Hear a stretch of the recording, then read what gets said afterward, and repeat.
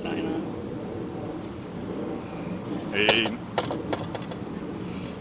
Hey, my internet friends and family. This is our Georgia Suburban Homestead here, Charlie and Lisa, and we're happy you're here to watch us. Well, what are we about to do? We are about to harvest some Tromboncini squash because it's eating the garden, and we've got a couple. Or three, And or then we're going to cut back some vine, and it apparently doesn't hurt the squash too much. because we freed up. There's a trellis right here that goes way up over our head. We redirected the vine and cut a bunch of it, 2 weeks ago? Yeah. And it's taken back over with a vengeance. So, I'm gonna have to spray it. It's starting to show. well, it really doesn't. The cucumber beetles can chew on it all day and it doesn't really hurt it. I think what we're seeing is a reaction to the extreme heat we're having. And You know, above 100 with the heat index. So, a little bit of and fungus, it's got I some think. in a fungus from the humidity, but it's not the bugs.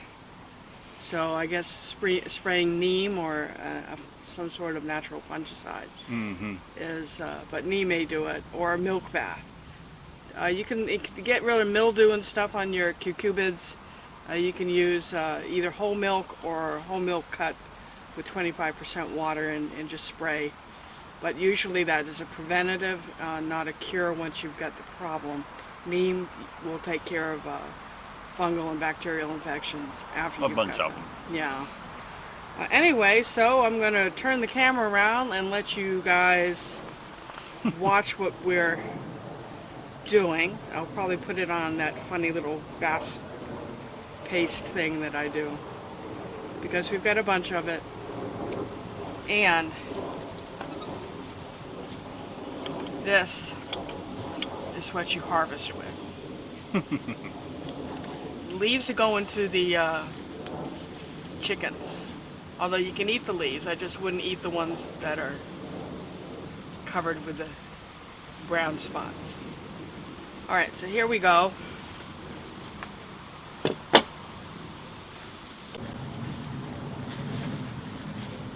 This is a cucumber beetle that's attempting to eat the squash, but it can chew on those leaves all day.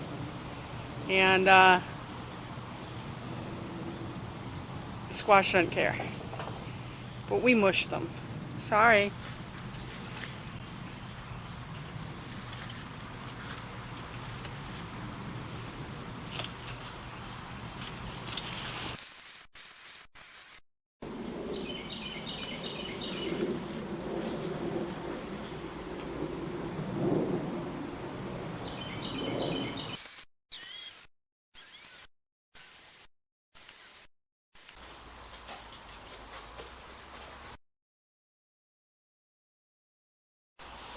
Two.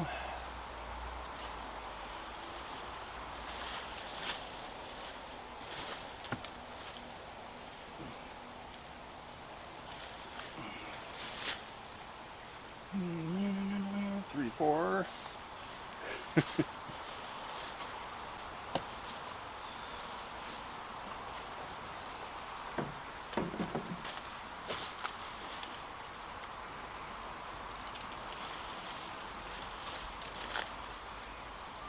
Five and six.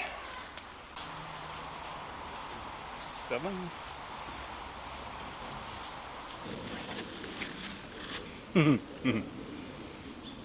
Eight. A bitter melon. And this one's kind of hard to see. It's 9.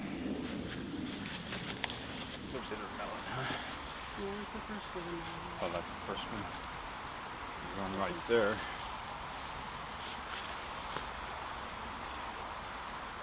Down. Oh, you almost put candle. There you go. Wow, they hide well. That's been ready for a while. Yep.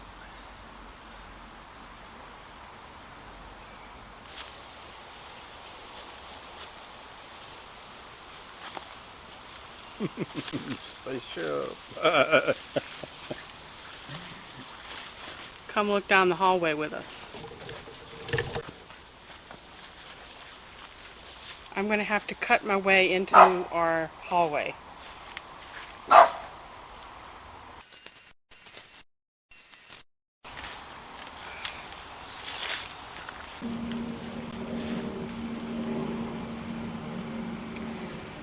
One saving grace of this squash is that it turns yellow and it tastes like butternut squash. We have one in our kitchen that we cut in August of last year, and it's August now. 2024 we harvest, 2023, I don't even know where I am. 2023, and we harvested it in August 2022, and it's still good. So if you're a prepper and you like vegetables that are going to last and stay edible and yummy, well, we don't know what's yummy, but it looks okay. It looks like it's going to be yummy for a long period of time. Then this Tromboncino, or I call it Tromboncini squash, is your answer. And we planted 4 plants. And this is our harvest, our first big harvest of it this year. And it's continuing to produce. And I'm hacking it back right now because right behind me we've got passion fruit climbing, and I really would like some passion fruit this year. And the way the Tromboncino is covering it, we're not going to get any. Charlie's in search of a step ladder because up above my head are a few Tromboncino. I didn't do anything with it.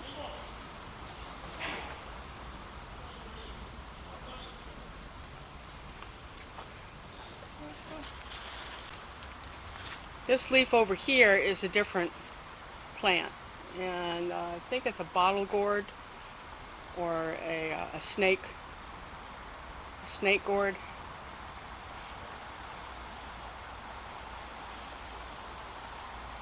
We're going to let it go ahead and grow because it's on the opposite side. Okay, I was too short. Too short.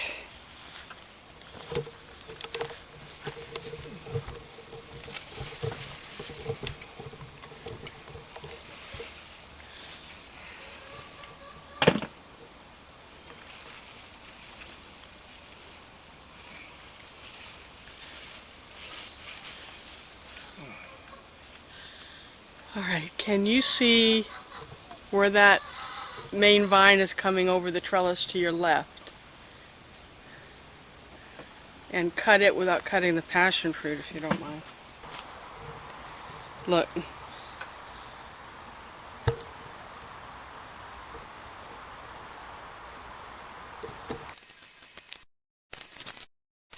Hold on, Charlie. You don't want to leave this a little longer? No. You want to leave it longer? Well, it's not hardened up yet. Well, we don't want it to harden up. It'll harden up on the table. The one we have that's orange was picked green. You want to let it go, just see how long it'll go? Yeah, why not? Alright, how about the S1 that's sitting in the basket beside you?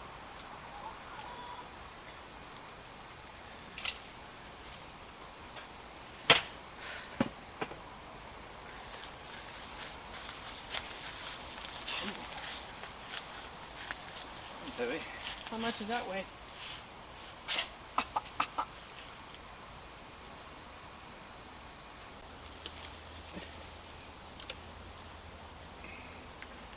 These are wonderful. And rodents thought so. Let me show you what rodents do to squash that they find or cucumbers that they find. Is that it? Right there. Look how the rodent has hung off the bar of the trellis. The rodent probably sits there and comes out at night and chews around the cucumber, which means they're thirsty. Oh, that one? Yeah. The yellow one? Yeah, leave it for the rodent. That's actually just lack of fertilization. No, that's chewing. You can see the teeth marks. If you look very carefully, here, let me put this in there.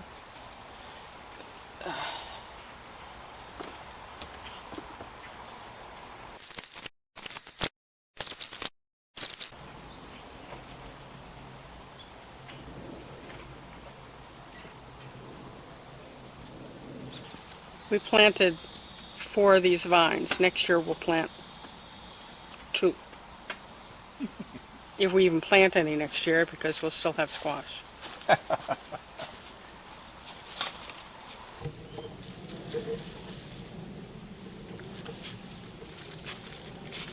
So we've got all these really nice trellises we put up, and you would think that we really enjoy vines, and I guess we do. But we planted some chayote. We went to an African grocery store to see if they'd be interested in some of our peppers. And they gave us a couple of chayote that were sprouting, and they can't sell them, they said. So we came and plunked them in the ground, and they are growing. I'll show you what the vine looks like. They're not blooming yet. Got one planted here, and one planted here, and they're going up this little trellis.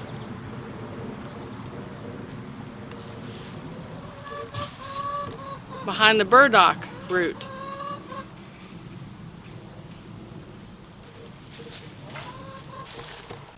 Alright, so now we're going to harvest the candy roasters. Alright, this is a Hubbard squash. And Charlie thinks it's ready because the vine's kind of, well, he's kind of right. The vine's kind of dead to it. On both sides. So we're going to, I'll go ahead and snip it unless you just want to.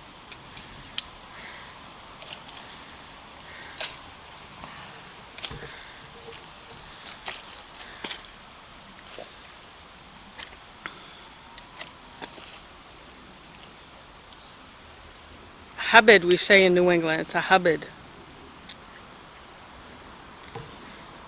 Hubbard squash, for those of you who don't know. And the Hubbard is a trap crop for the vine borers, which in the past have not allowed us to have any of the candy roasters. So I would say this experimental vine that we planted, was just one, did its job, because we actually have candy roasters this year for the first time. So success, success. So about this time,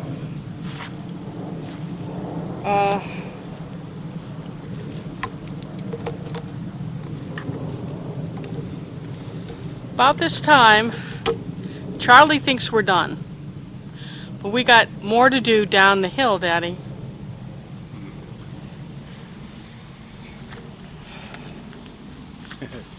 This is a thumbnail moment.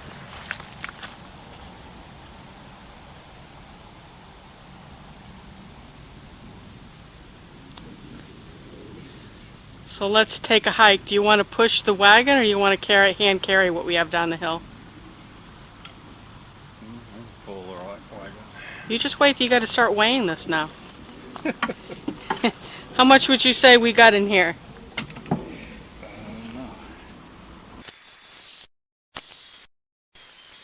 And now we have snake gourds.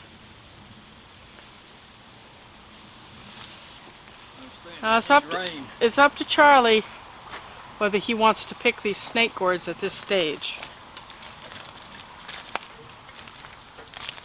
Oh, look! What? More Tromboncini. I'm not going to make it. That's not going to make it. These are doing fine until it turned dry. Yeah. This is an Indian vegetable. Do you want to pick it at this stage? Pick this one back here. Okay.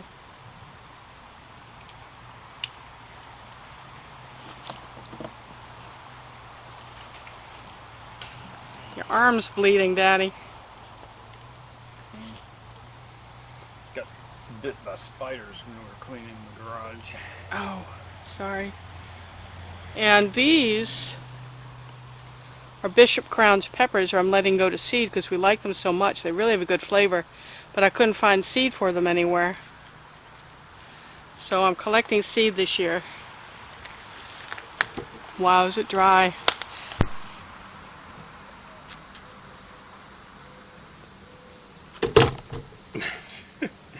Hey y'all. That's Brucey, the cameraman. Camera cat. Brucey the camera cat's moving the camera around a bit.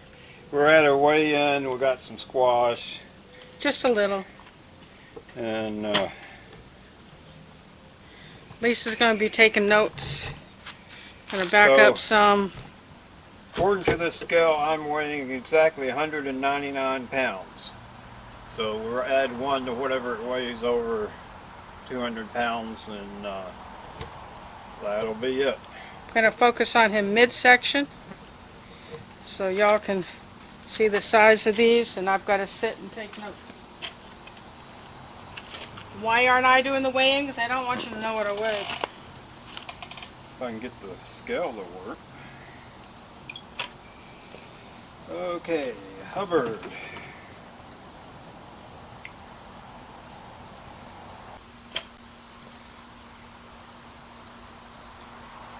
.4 pounds of handy roaster.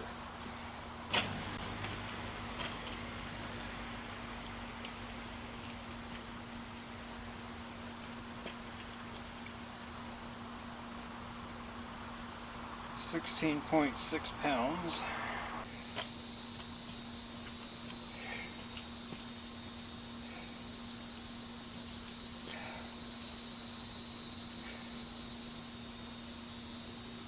.2 pounds.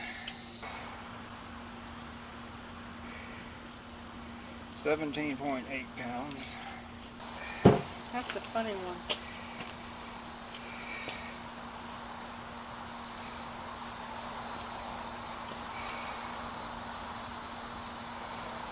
£17.8 pounds.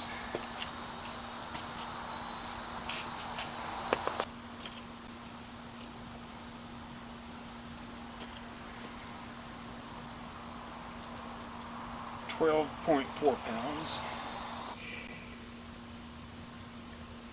2.6 pounds.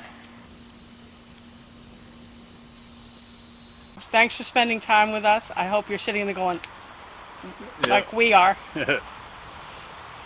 Oh, the recipes we need. So, Y'all come back now. well, before you come back, you got to hit that subscribe button down there.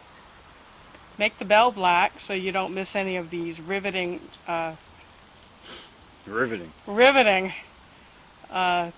adventures with strange and wondrous vegetables.